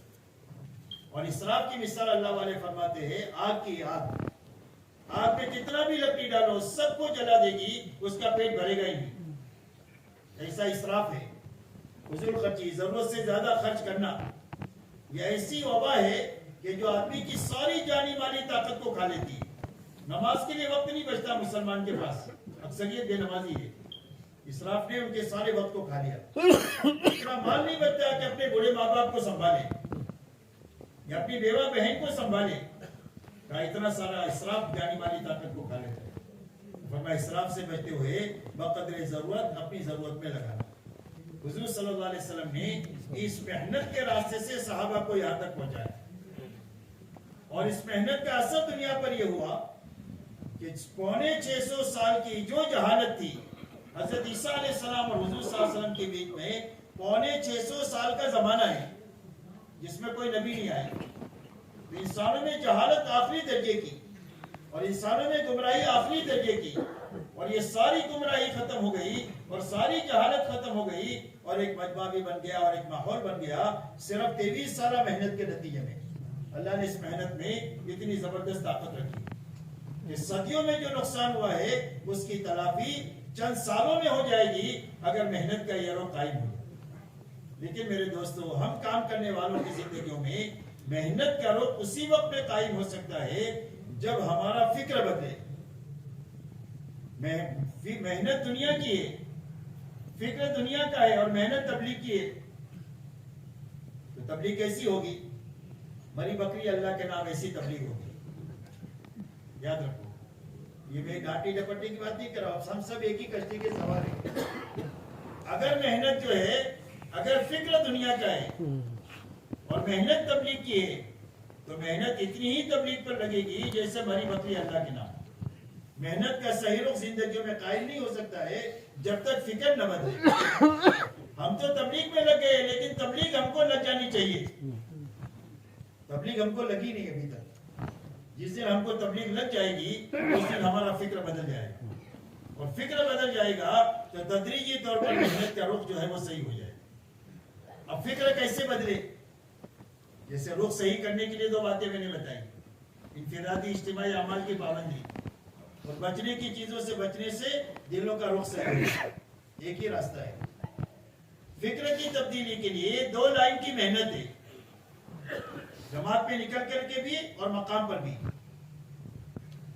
ایک محنت ہے ہر گھر ہر فرد پر محنت کر کے ان کو ایمان سمجھا کر, دین کا نفع سمجھا کر, بے دینی کا نقصان سمجھا کر, آخرت سمجھا کر حضور صلی اللہ علیہ وسلم والی محنت کے لیے ہر فرد امت کو تیار کرنا. 4 مہینے کے لیے تیار کرنا, 40 دن کے لیے تیار کرنا, 3 دن کے لیے تیار کرنا, اور اس کو اس ماحول سے نکالنا جس ماحول میں اس کو بگاڑا ہے اس ماحول میں یہ بن نہیں سکتا. ہیرا گر گیا گندی نالی میں, کتنا بھی پانی ڈالو صاف نہیں ہوگا. صاف کرنے کا راستہ یہ ہے کہ آپ نکال دو باہر, ایک آدھا گلاس پانی ڈال دو تو صاف ہو جائے. تو یہ ماحول چھوڑنا ضروری ہے کہ ہر ایمان والے کو ماحول سے نکال کر کے اس پاکیزہ ماحول میں لانا. اس لیے کہ حق کو سمجھنے کے لیے 2 موقع ہیں. ایک موقع موت کا ہے, جب موت پر آدمی کو حقیقت سمجھ میں آ جاتی ہے. فرعون جیسے آدمی جو ربوبیت کا دعویٰ کرتا تھا میں تمہارا بڑا رب ہوں, اس کو موت کے وقت میں بات سمجھ میں آ گئی کہ رب میں نہیں ہو, رب اور ہے. جس پر موسیٰ اور ہارون ایمان لائے ہیں اس پر میں ایمان لایا. اللہ کہتے ہیں اب ایمان لاتا ہے. جب موت کے فرشتے کو دیکھ لیا, جہنم اپنا ٹھکانہ دیکھ لیا, اب ایمان معتبر نہیں. ایک موت کے وقت میں حقیقت سمجھ میں آتی ہے. دوسری حقیقت سمجھ میں آتی ہے ماحول میں. تبلیغ کی محنت کے ذریعے سے امت کو ماحول میں لانے کی محنت ہے. کہ غلط ماحول سے, گناہوں کے ماحول سے, غفلت کے ماحول سے نکال کر مسجد کے ماحول میں لا کر کے یہاں ان کو حق سمجھایا جائے اور صحیح بات سمجھائی جائے. اس لیے کہ حق کو دکھایا نہیں جا سکتا ہے, حق کو صرف سمجھایا جا سکتا ہے. اب جو ہے نا وہ اس کو دکھا نہیں سکتے, اللہ کو دکھا نہیں سکتے, اللہ کو سمجھا سکتے ہیں, جنت جہنم دکھا نہیں سکتے, جنت جہنم سمجھا سکتے ہیں, قیامت کے دن کو دکھا نہیں سکتے, قیامت کے دن کو سمجھا سکتے ہیں. اور سمجھنے کا موقع یہ ہے ماحول, ماحول میں مشکل سے مشکل چیز بھی آدمی کو سمجھ میں آ جاتی ہے. ایک آدمی ٹھنڈے ملک کا رہنے والا ہے, اس نے کبھی گرمی دیکھی ہی نہیں, آپ کتنا بھی اس کو تقریر کرو گے تو گرمی سمجھ میں نہیں آئے گی. لیکن اگر آپ اس کو پلین میں بٹھا کر کے مئی جون کی گرمی میں دلی ایئرپورٹ پر اتار دو تو کیوں بھائی بغیر تقریر کے اس کو گرمی سمجھ میں آ جائے گی کہ نہیں؟ تو کس چیز نے اس کو سمجھایا؟ یہ ماحول نے سمجھایا. ماحول میں بات سمجھ میں آتی ہے. حضور صلی اللہ علیہ وسلم کے زمانے میں ایک بچوں کو پنجوں کے بل کھڑے ہو کر کے جان دینے کا جذبہ سمجھ میں آتا تھا, اس لیے کہ ماحول تھا اس کا. ہمارے زمانے میں نماز پڑھنا سمجھ میں نہیں آتا مسلمان کو, اللہ کے دین کے لیے تھوڑا بہت وقت فارغ کرنا سمجھ میں نہیں آتا, اس لیے کہ ماحول ختم ہو گیا اور اس کی سمجھ بھی ختم ہو گئی. اس لیے میرے دوستو, ایک تو ہر فرد امت پر محنت کر کے, چاہے جماعت میں ہم نکلے ہوں اور چاہے مقام پر ہو, ہر گھر ہر فرد پر محنت کر کے سب سے پہلے اس کو ایمان سمجھانا, اللہ کی بڑائی سمجھانا, اللہ کی قدرت سمجھانا, اللہ کے خزانے سمجھانا, اللہ کے احسانات بتلانا, اور اس کے بعد میں اسے یہ سمجھانا کہ اتنے بڑے اللہ کو ساتھ لینے کا راستہ صرف اللہ کے حکموں پر عمل کرنا ہے اور اللہ کی نافرمانی سے بچنا ہے. تو حکموں پر چلنے کا نفع سمجھانا اور معصیت کا نقصان سمجھانا. پھر اس کے بعد تیسری بات ہر ایمان والے کو یہ سمجھانا کہ جب اللہ کے حکم کو پورا کر دیں گے اور نافرمانی سے بچ جائیں گے تو اللہ راضی ہو کر ہماری آخرت بنا دیں گے, جو اصل ہماری زندگی ہے. تو آخرت کھول کھول کر امت کو سمجھانا. آخرت نسیہ منسیہ ہو گئی ہے, سب بھول چکے ہم کہ آخرت میں مجھے جانا ہے اور اللہ کے سامنے ایک ایک پائی کا اور ایک ایک پل کا حساب دینا ہے. یہ ہماری نظروں سے اوجھل ہو گئی ہے, اور جب تک آخرت سامنے نہ ہو جب تک آدمی کبھی صحیح نہیں چل سکتا. اور اس بات کو بھی سمجھانا کہ جب اللہ آخرت بنا دیں گے تو یقینی طور پر اللہ تمہاری دنیا بھی بنا دیں گے, اس لیے کہ دنیا آخرت کا سایہ ہے. جس کی آخرت بننا شروع ہوگی اس کے بناؤ کے آثار دنیا میں نظر آئیں گے. کس شکل میں نظر آئیں گے؟ حیات طیبہ کی شکل میں نظر آئیں گے. اللہ اس کو دنیا میں پاکیزہ زندگی دیں گے, اطمینان والی, چین سکون والی, آپس میں محبت والی, دعاؤں کی قبولیت والی, ایسی پاکیزہ زندگی آخرت کے بننے کے راستے سے دنیا میں اللہ دیں گے. اور اگر آخرت کسی کی اجڑی ہے تو اس کے اجاڑ کے آثار دنیا میں نظر آئیں گے کہ چاروں طرف بینک بیلنس ہے, چاروں طرف وسائل ہے, چاروں طرف راحت کے اسباب ہے, لیکن زندگی اتنی تنگ ہو گئی ہے کہ جینے کی بجائے مرنا پسند کرتے ہیں. آپ یہ بتاؤ دنیا میں خودکشی بھوکے لوگ کرتے ہیں, کیوں بھائی خودکشی دنیا میں بھوکے لوگ کرتے ہیں؟ وہ لوگ کرتے ہیں جو بہت کروڑوں خربوں کے مالک ہیں, لیکن آخرت اجڑی ہے, اس کے اجاڑ کے آثار دنیا میں ایسے آئے ہیں کہ ان کی زندگی ایسی دوپہر ہو گئی کہ جینے کے بجائے مرنا پسند کرتے ہیں. حالانکہ ان کو معلوم نہیں ہے کہ اس موت کے بعد کی جو حالات ہے وہ دنیا سے زیادہ حالات ہے جہاں جا کر آدمی خون کے آنسو روئے گا اور اتنا روئے گا کہ اس کی آنسوں میں کشتیاں چلے گی, پھر بھی اللہ کو ترس نہیں آئے گا. لیکن میرے محترم دوستو, اس لیے یہ باتیں سمجھا کر پھر امت کو تیار کرنا ہے. ماحول کی تبدیلی کے لیے تیار کرنا, 4 مہینے کے لیے تیار کرنا, 40 دن کے لیے تیار کرنا, 3 دن کے لیے تیار کرنا, یا مسجد کے کسی نہ کسی عمل کے لیے تیار کرنا. اور جماعت میں گئے ہوئے ہیں تو ہر مسجد میں مسجد وار جماعت بنا کر کے آگے بڑھنا. مسجد وار جماعت ہے تو اس کو کام پر لگا کر کے آگے بڑھنا. یہ ہماری محنت کی بنیاد ہے. فکر کی تبدیلی اس کے راستے سے ہوگی. اس لیے کہ جماعت کوئی صندوق میں نہیں رکھی, یا آدمی گھر میں تیار نہیں بیٹھا کہ آپ کے کہنے سے نکل جائے گا. ان کو نکالنے کے لیے اور ان کو اللہ کے راستے میں بھیجنے کے لیے بہت پاپڑ بیلنے پڑتے ہیں. گھنٹوں گھنٹوں ایمان آخرت کی بات کرنی پڑتی ہے, تب جا کر کے 10-20 آدمی ہاتھ لگتے ہیں کہ بھئی ایسا ہی ہو رہا ہے. تو یہ فکر, یہ محنت کی بات یہ آدمی کو بناتی, فکر کی تبدیلی کا کام کی ایک محنت ہے. دوسرا میرے دوستو, ہر فرد امت کو اعمال مسجد سے لگانے کی محنت کرنا. کہ ہر مسلمان جو کسی وجہ سے نہیں نکل سکا 4 مہینہ چلا 3 دن, تو وہ اعمال مسجد میں لگے, جتنا لگ سکتا ہے. مشورے میں شریک ہو جائے, تعلیم میں بیٹھنے لگ جائے, گشتوں میں شریک ہو جائے, روزانہ کی ملاقاتوں میں کچھ نہ کچھ وقت دے دے, یا مہینے میں 3 دن لگا دے. اگر اس کا تعلق اعمال مسجد سے ہو جائے گا تو آہستہ آہستہ یہ اعمال اس کو آگے بڑھا دیں گے. حدیث میں آتا ہے کہ نیکیاں آپس میں بہنیں ہوتی ہے ایک دوسرے کی.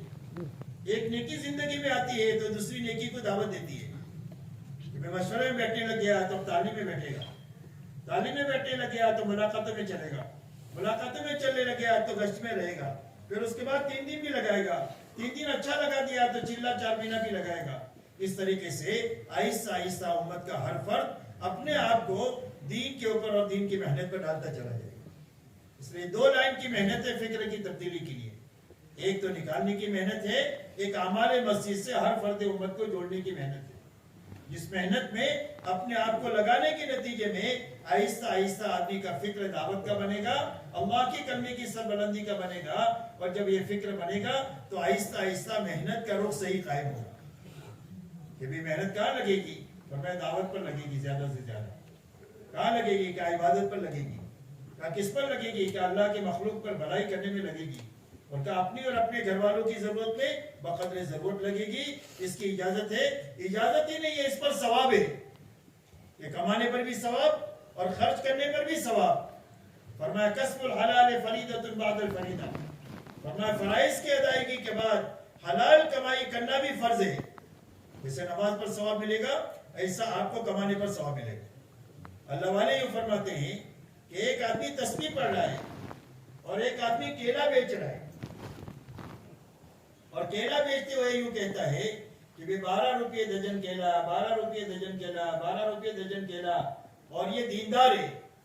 تو فرمایا تسبیح پڑھنے والے کو جو اللہ انعام دیں گے وہ 12 روپیہ درجن کیلا کہنے پر بھی اللہ اس کو ثواب دیں گے.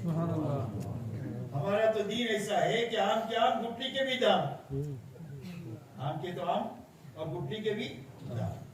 اس لیے میرے دوستو یہ کمانا بھی یہ عبادت بن جائے گا, خرچ کرنا بھی عبادت بنے گا.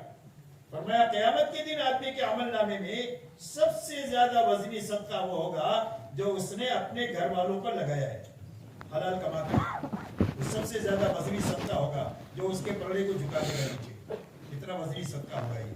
اس لیے میرے دوستو اپنی ضرورتوں میں بقدر ضرورت لگانا, یہ محنت کرو اس وقت میں قائم ہوگا جب یہ فکر بدلے. اب میرے دوستو یہ ہمارا فکر بھی بدلے اور ہماری جو ہے وہ رخ بھی صحیح ہو, اس کے لیے اللہ نے یہ عظیم کام عطا فرمایا ہے. تو ان کاموں کو کرتے ہوئے اپنے آپ کو اس کے پیچھے تھکانا. مولانا الیاس صاحب رحمۃ اللہ علیہ کا ملفوظ ہے کہ ہمارے کام میں مقصود تعب ہے. تعب عربی میں کہتے ہیں تھکنے کو, کہ آدمی اتنا تھکے کہ اللہ کو پیار آ جائے تو کام ہو جائے.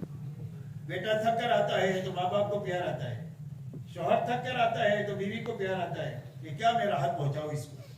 ایسے اللہ کی نسبت پر اپنے آپ کو تھکانا. جماعت میں نکلے تو اعمال میں اپنے آپ کو تھکائیں, جماعتوں کے نکالنے میں تھکائیں, مسجد و جماعت کے بنانے میں تھکائیں. اسی کے ساتھ میں مقام پر ہے تو اپنے اعمال کی پابندی میں, بچنے کی چیزوں سے بچنے میں اپنے آپ کو تھکائیں.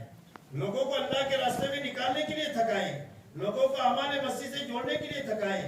اور تھکنے کے بعد میں رات کو اچھا وقت لے کر کے نکلنے کے زمانے میں بھی اور مقام پر میں بھی رات کو اچھا وقت لے کر کے اللہ کے سامنے اچھی نماز پڑھنا, لمبا قیام کرنا, بڑی بڑی صورتیں پڑھنا یاد کر کے. آج تو ہمارا حال ایسا ہو گیا ہے کہ پہلے چلے میں جتنی صورتیں یاد کیا ہے زندگی پر وہی چل رہی ہے, کوئی صورت آگے بڑھے ہی نہیں. حالانکہ بڑی بڑی صورتیں یاد کرنا چاہیے. سورہ یاسین یاد کرے, سورہ کہف یاد کرے, سورہ الف لام میم سجدہ یاد کرے, سورہ رحمان یاد کرے. بڑی بڑی صورتیں نماز میں پڑھے, لمبا قیام کرے اللہ کے سامنے. حضور صلی اللہ علیہ وسلم اتنا قیام کرتے تھے کہ آپ کے پیروں پر ورم آ جاتا تھا. ہم یہ کہتے نہیں تھکتے ہیں کہ ہمارا کام تو نبیوں والا کام ہے, کیونکہ نبیوں والا کام نبیوں والے مزاج سے ہوگا کہ کسی اور کے مزاج سے ہوگا. تو نبی نے جس رخ سے کام کیا اس رخ سے ہم بھی کریں گے. تو اتنا نہیں کر سکتے ہیں تو کم از کم تھوڑا قیام لمبا کریں, پھر اس کے بعد لمبا سیدھا کریں. جب آدمی سیدھا کرتا ہے تو رحمان کے قدموں پر سیدھا کرتا ہے. اللہ کے شان شان اللہ کے قدم ہے, اپنے قدم سے نہیں جوڑ سکتے اس کو, لیکن اللہ سے بہت زیادہ قرب آدمی کو سیدھے میں ہوتا ہے. لمبا قیام کرے, لمبا رکوع کرے, پھر اچھی نماز پڑھنے کے بعد اللہ کے سامنے آہوزاری کرے. جب دین پر محنت کی ہوگی تو اللہ سے کچھ کہنے کو جی چاہے گا. محنت ہی نہیں ہوئی مقام پر بھی یا نکلنے کے زمانے میں بھی تو رات کو اللہ سے کہنے کا کوئی جی کھلے گا نہیں. ایک آدمی نے شادی نہیں کیا تو کہے گا مجھے اللہ لڑکا دے دیجیے. ایک آدمی نے کھیتی پر محنت ہی نہیں کیا زمین پر تو کہے گا کہ میری کھیتی کو اگا دے اللہ. اور نہیں اس کی زبان کھلے گی نہیں. زبان جو کھلتی ہے وہ محنت کے بعد کھلتی ہے. اور جتنی محنت بڑھی اتنی دعا بڑھی, جتنی محنت بڑھی اتنا اللہ کے ساتھ حسن زن بڑھا, اور جتنی محنت بڑھی اتنی دعا میں وسعت بڑھی. آپ دیکھو ابراہیم علیہ السلام کی محنت اور قربانی بہت بڑی ہے تو آپ دیکھو ان کی دعا میں کیا وسعت ہے, کیا وسعت ہے. جہاں ایک دانہ نہیں پیدا ہوتا وہاں اپنی ذریت کے لیے پھلوں کی روزی مانگ رہے کہ اللہ میری ذریت کو پھلوں کی روزی دے. جہاں ایک دانہ نہیں پیدا ہوتا پھلوں کی روزی, اور سب سے اچھا پھل آپ کو مکہ میں ملے گا. ابراہیم علیہ السلام کی دعوت کا یہ اثر ہے. جہاں ایک آدمی نہیں ہے وہاں سارے انسانوں کے قلوب کی توجہ مانگ رہے ہیں کہ لوگ انگلینڈ میں رہے اور ان کا دل مکہ میں اٹکا رہے, لوگ ہندوستان میں رہے ان کا دل مکہ میں اٹکا رہے. یہ ابراہیم علیہ السلام کی دعا کا اثر ہے کہ سب کا دل مکہ میں لگا ہوا ہے. ہر آدمی کی چاہت ہے کہ بیت اللہ جاؤں, بار بار جاؤں, کیونکہ ہر ایک کی چاہت ہے کہ نہیں. اور 40 دن کے بعد واپس آتا ہے تو جیسا بچہ ماں کو چھوڑ کر کے روتا ہے ایسا روتا ہوا وہاں سے آتا ہے بیت اللہ کو چھوڑتا ہوا. یہ ابراہیم علیہ السلام کی دعا کا اثر ہے. اور ابراہیم علیہ السلام نے امت مانگی, آپ کو مجھے اللہ سے مانگا کہ اللہ مجھے ایک امت دیجیے, اور حضور صلی اللہ علیہ وسلم جیسے نبی مانگے اس میں. اور آپ دیکھو ساری دعائیں ابراہیم علیہ السلام کی قبول ہوتی چلی گئی, اس لیے کہ محنت بڑی ہے, دعا میں قبولیت بھی بڑی ہے. اس لیے محنت کے بعد رات کو اللہ کے سامنے دعا میں لگنا اور اللہ کے سامنے آہوزاری کرنا. میرے دوستو رونا بہت بڑا کیمیا ہے, اور رونا جو نصیب ہوگا وہ دن میں تھکنے کے راستے سے نصیب ہوگا, دن میں سونے کے راستے سے نصیب نہیں ہوتا. جتنا تھکیں گے اتنا رات کو اللہ کے سامنے روئیں گے. اور رونا اتنا بڑا کیمیا ہے کہ بچے کی ساری ضرورت رونے سے پوری ہو جاتی ہے. کہ بھائی بچے کی ضرورت کس سے پوری ہو جاتی ہے؟ رونے سے. بھوک لگے تو روے, پیاس لگے تو روے, بیمار ہو جائے تو روے, کپڑا بدلنا ہو تو روے, گندا ہو گیا ہے تو صاف کروائے تو روے, اور اس کی ضرورت ساری رونے سے پوری ہو جاتی ہے. تو اللہ کے سامنے آنسو بہانے سے اللہ ہماری ضرورتوں کو تو پورا کریں گے. اللہ دنیا کی بے دینیوں کو ان آنسوؤں کی برکت سے ختم کریں گے. دنیا میں حق دنیا میں آنسوؤں کے راستے سے دنیا میں اللہ تعالیٰ زندہ کریں گے. آنسو بہت بڑا سرمایہ ہے.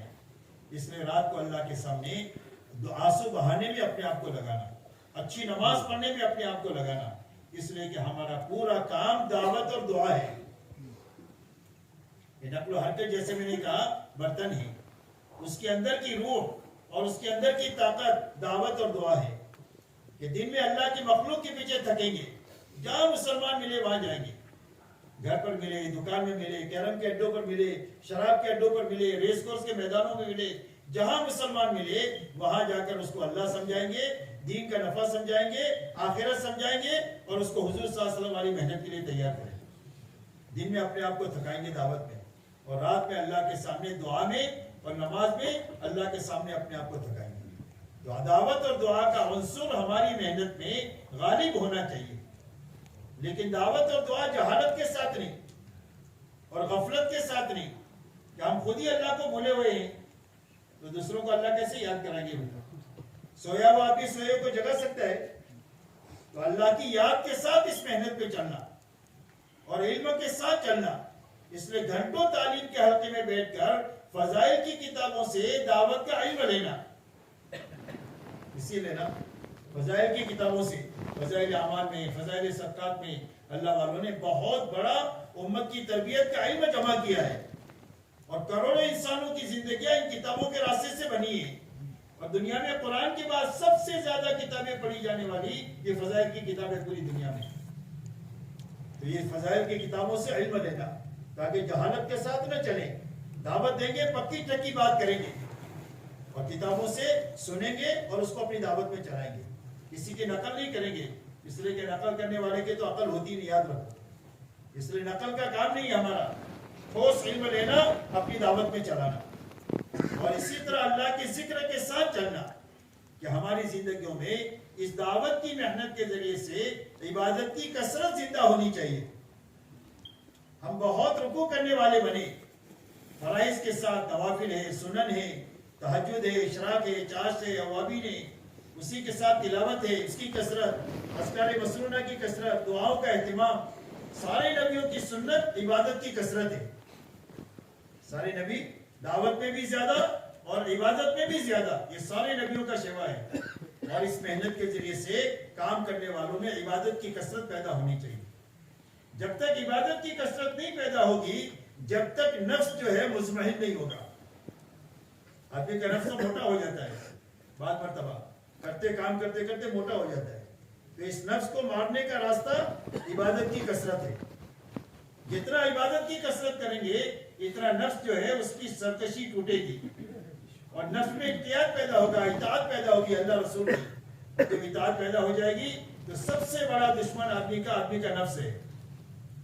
اور یہ فرمایا اکثر لوگ جنت میں اور جہنم میں نفس کی شرارت کی وجہ سے ہی جائیں گے، اور یہ موت تک آدمی کے ساتھ ہے. اور اس کو صحیح کرنے کا راستہ عبادت کی کثرت ہے، تاکہ اللہ ہم کو ہر وقت میں یاد رہے اور لوگوں کو اللہ یاد دلا سکے. ایسے اخلاق کے ساتھ اس محنت میں چلنا، اس لیے کہ اس محنت کا ہتھیار اخلاق ہے. جب ہمارے اخلاق اچھے ہوں گے، ہر ایک کو نبھانا، ہر ایک کو آگے بڑھانا. مشقت کا کام ہے تو خود آگے بڑھنا، آسان کام ہے تو ساتھیوں سے کرا لینا. کوئی غلطی کرے تو معاف کر لینا، غلطی ہو جائے تو معافی مانگ لینا.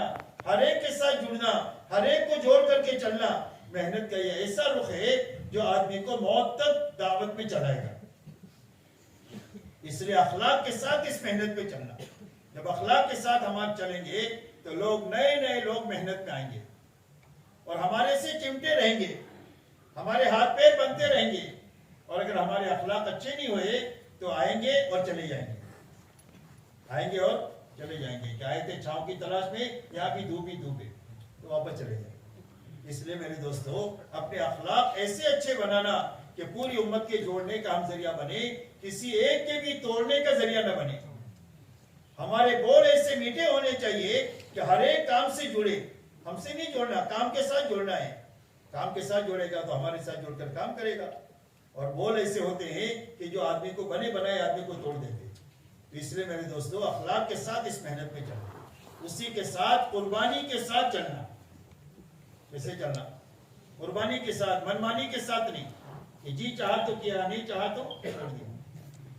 موقع ملا تو کیا، نہیں موقع ملا تو چھوڑ دیا. فرصت ہوئی تو کیا، کام آیا تو چھوڑ دیا. اس طریقے سے آدمی زندگی بھر تبلیغ کر کے بنے گا نہیں. ادھورا مال تیار ہوگا، کچا مال. ابھی بتاؤ، ادھورے مال سے کوئی دنیا میں، ادھورے آدمی سے کوئی کام لیتے ہیں آپ؟ کہ بھائی ادھورے آفس کو آپ تراویح میں کھڑا کرو گے؟ ادھورے ڈاکٹر سے علاج کرائیں گے؟ ادھورے وکیل کے ہاتھ میں مقدمہ دیں گے؟ تو ادھورا کام جب دنیا میں کسی ادھورے سے ہم نہیں کرتے تو اللہ تعالیٰ پوری دنیا میں حق کو زندہ کرنے کا کام ادھورے لوگوں سے کیسے لے لے؟ اس لیے میرے دوستو، ہمارا مجمع جو بنے گا وہ قربانی سے بنے گا. تو قربانی کس کو کہتے ہیں؟ قربانی میرے دوستو ملک بننے کو نہیں کہتے، چھوڑنے کو نہیں. چھوڑنا تو تمہارے میرے بس میں کچھ ہے ہی نہیں. اب بتاؤ، کھانا چھوڑ سکتے ہیں کہ بھائی اگر ایک دن کھانا چھوڑ دو تو دن میں تارے نظر آ جائیں گے. ایک دن سونا چھوڑ دو تو تارے نظر آئیں گے دن میں. اس لیے چھوڑنا نہیں ہے، صرف منمانی کو چھوڑنا ہے، جی چاہی کو چھوڑنا ہے. اور دنیا کے کاموں کو نمبر 2 کرنا ہے، دعوت کو اور دین کے کام کو آگے کرنا ہے. بس کہ آپ رات کو سو رہے ہیں اور اذان ہو گئی تو اپنے ہاتھ کو پھینک کر وضو کر کے مسجد میں آنا، اس کا نام قربانی ہے. کہ اپنے راحت کو قربان کیا کس کے لیے؟ حکم پورا کرنے کے لیے. گشت کا وقت ہو گیا، تعلیم کا وقت ہو گیا، مشورے کا وقت ہو گیا، 3 دن لگانے کا ہفتہ آ گیا، اور دنیا کے کوئی کام آئے ہیں تو ان کاموں کو آگے پیچھے کریں گے اور اس کو اپنے وقت پر کریں گے. اس کا نام قربانی ہے. جب اس کو اس کے وقت پر کریں گے تو اللہ تعالیٰ سب سے پہلا انعام یہ دیں گے کہ اللہ روز ہدایت پہ ترقی عطا فرمائیں گے. اس لیے کہ ہدایت کا وعدہ اللہ کی طرف سے مجاہدے پر ہے. اور مجاہدہ اس کو کہتے ہیں، اس کو کہتے ہیں مجاہدہ، کہ دین کو اور دین کی محنت کو نمبر 1 رکھنا، دنیا کو اس کے لیے آگے پیچھے کرنا. اس کا نام قربانی ہے. اس قربانی پر اللہ ہدایت دیں گے اور روز ہدایت پہ ترقی ہوگی تو طبیعت کام پر خوب چلے گی. تشکیل کا ڈنڈا نہیں چلانا پڑے گا اور اور گھنٹوں ترغیب کا بیان نہیں سنانا پڑے گا، بلکہ آدمی اندر کے دائیں سے چلے گا. جیسے کاروبار میں نفع ہوتا ہے تو کہ بھائی آدمی محنت شوق سے چلتا ہے کہ نہیں؟ تو ایسا ہی محنت سے روحانیت میں ترقی ہوگی اور ہدایت میں ترقی ہوگی تو آدمی اندر کے دائیں سے روز کام میں بڑھے گا، ہاتھ پکڑنے سے بھی رکے گا نہیں. اس کے لیے ایک انعام اللہ ہدایت میں ترقی دیں گے قربانی کے ساتھ کرنے کے نتیجے میں. اور جب قربانی اپنی سطح تک پہنچ جائے گی تو اللہ اپنے خزانے سے حلال روزی کے وہ دروازے کھولیں گے کہ صدیوں تک آپ اور آپ کی اولاد کھاتی کھلاتی رہے اور ختم ہو کر کے نہیں دیں گے. اللہ اپنے خزانے سے روزی دیں گے، اس لیے کہ کام کی شروعات تنگی ترشی میں ہوتی ہے، اور جب کام پورا ہو جاتا ہے تو اللہ کی طرف سے غیب سے روزی کے دہانے کھلتے ہیں. تیسرا انعام اللہ دیں گے کہ جو انفرادی اجتماعی زندگی میں الجھنیں ہیں، پریشانیاں ہیں، بچوں کی طرف سے ہے، کاروبار کی طرف سے ہے، قرضے کی طرف سے ہے، بے روزگاری کی طرف سے ہے، یہ ساری الجھنوں کو اللہ ختم فرما کر کے عافیت کے حالات پیدا فرما دیں گے. حضور صلی اللہ علیہ وسلم فرماتے ہیں صلی اللہ العافیہ، اللہ سے عافیت مانگو. ایمان کے بعد سب سے بڑی نعمت عافیت ہے. زندگی میں عافیت آ جائے تو ساری الجھنیں ختم ہو جائے گی اور جینا بھی آسان ہو جائے گا اور مرنا بھی آسان ہو جائے گا. تو اتنے سارے انعامات جو ملیں گے وہ کام کو صحیح طریقے سے کرنے پر ملیں گے. اس لیے میرے دوستو پورا مجمع آج کے دن اللہ کے سامنے ایک تو معافی مانگے کہ آج تک کام کے تعلق سے جو کمی کوتاہی ہوئی یا دین کے تعلق سے جو کمی کوتاہی ہوئی، اے اللہ تو معاف کر. کیونکہ معافی مانگنے کے لیے تیار ہے تو آج کی معافی مانگیں. آئندہ کے بارے میں طے کرے کہ اب دین کو نمبر 1 پر رکھنا ہے اور دین کی محنت کو بھی نمبر 1 پر رکھنا ہے. کہ بھائی رکھنا ہے انشاءاللہ، اور کون اس کے لیے تیار ہے؟ اب میرے دوستو نمبر 1 پر دین کو رکھنا آ جائے اور دعوت کے تقاضے کو نمبر 1 پر رکھنا آ جائے، اس کے لیے آسان شکل یہ ہے کہ ایک مرتبہ اچھا 4 مہینہ لگا دے. کیا لگاوے؟ اچھا 4 مہینہ. وقت بھی پورا ہو جائے، اعمال بھی پورے ہو جائے. 120 دن وقت کو پورے ہو جائے اور ہر عمل کو 120 دن ہو جائے. 120 دن تہجد، 120 دن صبح شام کی تسبیح، 120 دن قرآن پاک کی تلاوت، 120 دن روزانہ 5 گشت، 120 دن 2 وقت کی تعلیم. ہر عمل کو 120 دن. جب ایسا اچھا وقت لگا دیں گے تو اللہ تعالیٰ دل کا رخ بھی صحیح کر دیں گے، فکر کو بھی صحیح کر دیں گے. اس کے بعد واپس آ جاؤ 4 مہینے کے بعد. 5واں مہینے کا مطالبہ نہیں ہے. 4 مہینہ 120 لگا دے کر کے تو واپس آ جاؤ. اپنے گھر کاروبار میں دینداری اور دین کی محنت کے ساتھ چلو. اللہ ہمت دے تو ہر سال 4 مہینہ لگاؤ، مہینے میں 10 دن لگاؤ، روزانہ 8 گھنٹے لگاؤ. اگر اتنی ہمت نہیں ہو رہی ہے تو اپنا وقت پر چلہ لگاؤ کہ جو مہینہ وہ میرا چلے کا پک گیا ہے اس میں انتظار مت کرو کہ کوئی آ کر تشکیل کرے. وقت پر وقت لگانا یہ اپنی حفاظت کا سامان ہے اور اپنے مشغلوں کی بھی حفاظت کا سامان ہے. کہ وہ بچے کو 9 مہینہ ہو جائے ماں کے پیٹ میں تو کہ اس کو نکلنا چاہیے کہ نہیں نکلنا چاہیے؟ اور نہیں نکلے تو زچہ کو بھی خطرہ اور بچے کو بھی خطرہ اور بچے کی ماں کو بھی خطرہ. آپریشن کر کے نکالنا پڑتا ہے بچے کو. ایسا ہی جب ہمارے سال کا چلہ پڑ جائے بغیر کسی کی تشکیل کے اپنی جماعت بنا کر کے 40 دن اچھا لگا کر کے آ جائے. پھر 4 مہینے کی ہمت نہیں ہے، مہینے میں 10 دن کی ہمت نہیں ہے تو ہفتے کے تعین کے ساتھ میں 3 دن لگاوے اور اچھا 3 دن لگاوے. اور اچھے لگانے کی تفصیل میں لمبی کہہ چکا ہوں، پھر بھی اجمالی طور پر آپ کو بتاؤں کہ اچھا لگانے کے معنی ہے کہ کرنے کے کام کرتے ہوئے بچنے کی چیزوں سے بچتے ہوئے 3 دن چلہ 4 مہینہ لگا. پہلا کام. دوسرا کام جماعت نکالنے کی محنت کے ساتھ اپنا وقت لگانا. تیسرا کام مسجد جماعت کے بنانے کے لیے، بڑھانے کے لیے، بیٹھے ہوئے لوگوں کو کام پر اٹھانے کے لیے محنت کرتے ہوئے اپنا 3 دن چلہ 4 مہینہ لگانا. اور دن پر تھکنے کے بعد رات کو اللہ کے سامنے گھنٹوں نماز میں اور آہو زاری کرتے ہوئے اپنی رات کو گزارنا. آرام ملنے کے بعد میں جتنا ہم نے بس میں ہے اتنا وقت لے کر کے اٹھنا. اس طریقے سے اچھا وقت لگنا. تو اب میرے دوستو یہ محنت کے بارے میں طے کرو. اب جو ہے وہ اگر اچھا فکر بدل گیا اور رخ صحیح ہو گیا اس کے بعد آپ گھر پر واپس آؤ گے تو آپ عبادت کر کے بھی اللہ سے قریب ہوں گے، آپ دعوت کا کام کر کے بھی اللہ سے قریب ہوں گے، آپ کاروبار کر کے بھی اللہ سے قریب ہوں گے، اور آپ بیوی بچوں میں رہ کر کے بھی اللہ کے قریب ہوں گے. آپ کا کوئی بھی کام دنیا نہیں، آپ کے سارے کام دین بن جائیں گے. شرط یہ ہے کہ دل کا رخ صحیح ہو جائے اور آدمی کا فکر صحیح ہو جائے تو آپ کے سارے کام دین بن جائیں گے.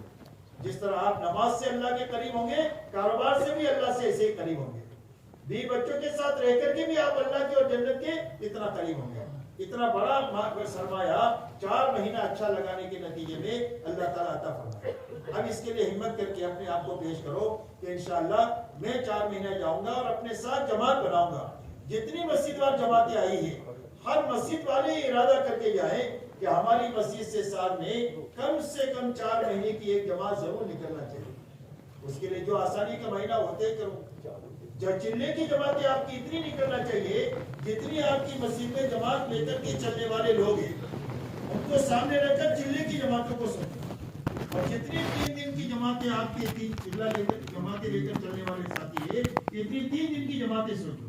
جتنی 3 دن کی جماعتیں آپ کی بڑھے گی اتنی چلے 4 مہینے کے سال میں جماعتیں بڑھ جائیں گی. اس کے لیے ہمت سے اپنے آپ کو پیش کرو کہ انشاءاللہ میں 4 مہینہ لگاؤں گا اور اپنے ساتھ میں جماعت بنا کر کے جاؤں گا.